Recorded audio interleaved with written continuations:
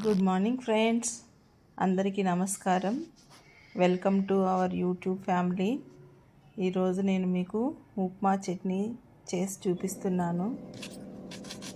ఉప్మాను ముందుగా మనము కడాయి పెట్టి 1 గ్లాస్ ఉప్మా రవ్వను వేయించుకోవాలి. అలా వేయించడం వల్ల ఉప్మా బాగా పొడి పొడిగా వస్తుంది.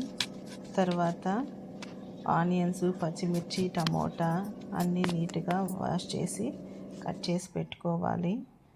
ఇక్కడ చూపిస్తున్నాను చూడండి.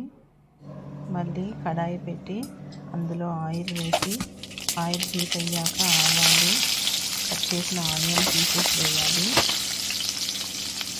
ఆనియన్స్ కొంచెం బాగా వేగినాక కరివేపాకు, పచ్చిమిర్చి వేయాలి.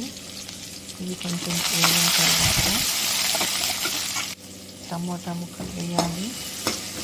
అన్నీ వేగిన తర్వాత ఏ గ్లాస్తో అయితే మనము ఉప్మా రవ్వ కొలుచుకున్నామో అదే గ్లాస్తో 1:3లో వాటర్ వేయాలి. కొద్దిగా కొత్తిమీర చల్లి మూత పెట్టాలి.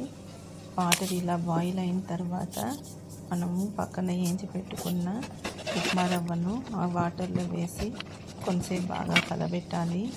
ఎందుకంటే ఉప్మా రవ్వ కొంచెం గడ్డగట్టకపోతుంది మనం కలబెట్టిన తర్వాత సిమ్లో పెట్టేసి ఒక 10 మినిట్స్ అలాగే పెట్టాలి. ఇప్పుడు చూడండి, నీరు కొంచెం తగ్గిపోయింది. ఇంకొకసారి మళ్ళీ ఒకసారి కలబెట్టి ఒక 5 మినిట్స్ అలా పెడితే టేస్టీ ఉప్మా రెడీ. ఇప్పుడు చట్నీ ప్రిపేర్ చేసుకున్నాం. చట్నీకి గ్రౌండ్ నట్స్ అంటే వేరుశనగ గింజలు తీసుకున్నాను. అవి దూరగా వేయించుకోవాలి. అవి వేగిన తర్వాత పచ్చిమిర్చి కూడా వేయించుకున్నాను.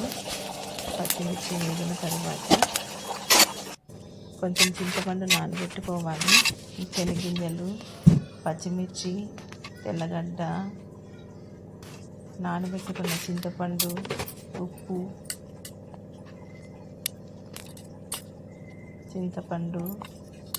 తగినంత కొంచెం వాటర్ వేయాలి. చింతపండు నానబెట్టినాం కదా, ఆ వాటర్ వేసినా సరిపోతుంది. ఇప్పుడు ఒకసారి మిక్సీ పట్టాలి.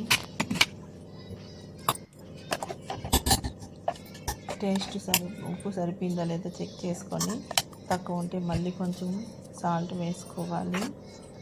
లాస్ట్లో కట్ చేసుకున్న ఆనియన్స్ వేస్తే వైట్ చట్నీ రెడీ. ఇదిగో చూసేయండి, స్టవ్ పైన ఉప్మా రెడీ అయిపోయింది.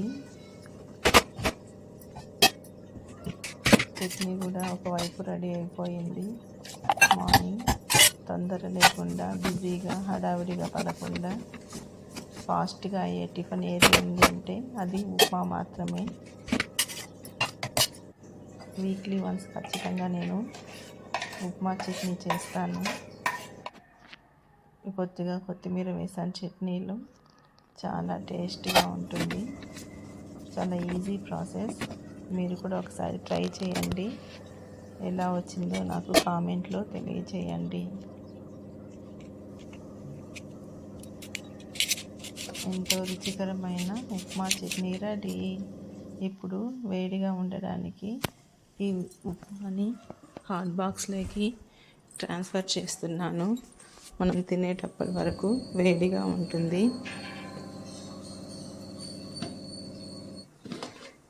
చూసారుగా ఫ్రెండ్స్, ఎంతో రుచికరమైన ఉప్మా రెడీ. ఇప్పుడు దొండకాయ ఫ్రై చేద్దాం. ముందుగా నీట్గా వాష్ చేసి పలుచని ముక్కలుగా కట్ చేసుకోవాలి. ఈ దొండకాయ ఫ్రై ఆరోగ్యానికి చాలా మంచిది. మీరు కూడా ఇలా చేసుకొని టేస్ట్ ఎలా వచ్చిందో చెప్పి కామెంట్ బాక్స్లో చెప్పండి. దొండకాయ ఫ్రైకి నేను శనగింజల పొడి వాడుతాను. చాలా రుచి బాగా ఉంటుంది. అందరూ ఇలాంటివి తిని ఆరోగ్యంగా, ఆనందంగా, సంతోషంగా ఉండాలని కోరుకుంటున్నాను.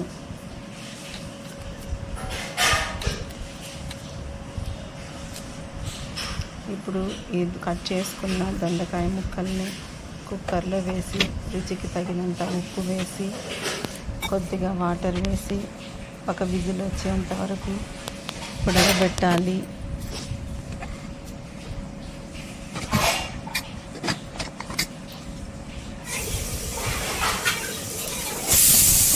చూడండి విజిల్ వస్తుంది. ఇప్పుడు పెనం పెట్టి అందులో ఆయిల్ వేసి ఆవాలు, కట్ చేసుకున్న ఆనియన్ పీసెస్, కరివేపాకు వేయాలి.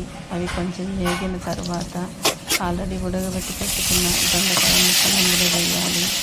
సిమ్లో పెట్టి ఒక 5 నిమిషాలు వేగనివ్వాలి. అప్పుడు అందులో ఉన్న వాటర్ అంతా వెళ్ళిపోతుంది. ఇప్పుడు కొద్దిగా కొత్తిమీర వేస్తున్నాను. ఇప్పుడు శనగగింజల పొడి వేస్తున్నాను. అంతే అండి, ఎంతో రుచికరమైన దొండకాయ ఫ్రై రెడీ అయిపోయింది. అందరూ బాగా తిని ఆరోగ్యంగా ఆనందంగా ఉండండి. Okay friends, bye. Thank you for watching my channel. Please like, share, subscribe.